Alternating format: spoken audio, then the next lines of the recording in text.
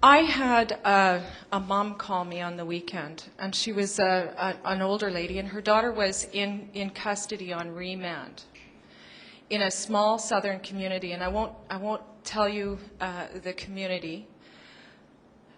And her daughter was 25 years old. She'd been in custody for 5 days. And her mother is Métis. Her father is an Indian. So there. We've got to be, status blind there. She's both. Anyway, I get a call, and this young woman hadn't had any counsel throughout the weekend for whatever reason. She'd been in custody for 5 days and had not had a shower. She was very sick, and finally a doctor, they brought a doctor in to see her, very carefully though, because, for whatever reason. Anyway, I get a call on Sunday from Mom, and she's very concerned about her daughter.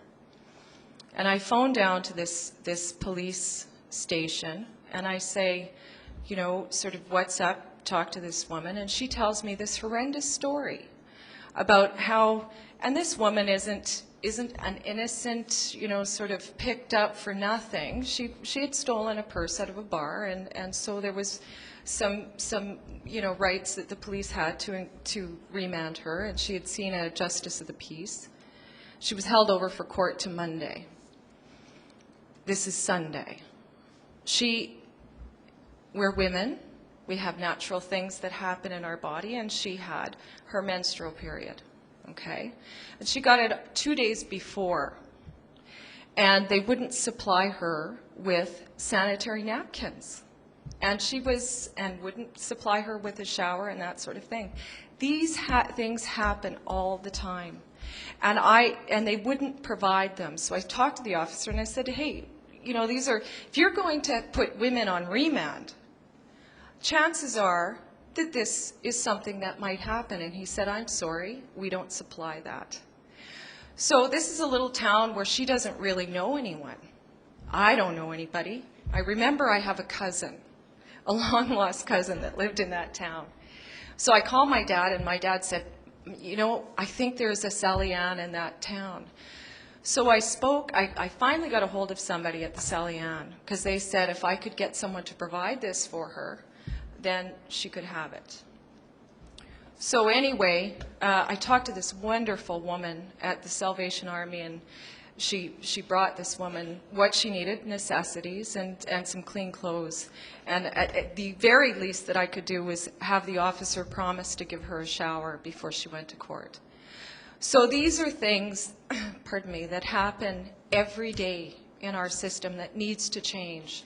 That's a policy change. That's not something that we need to have a commission about. It's not something that needs to be a recommendation. It's a necessity.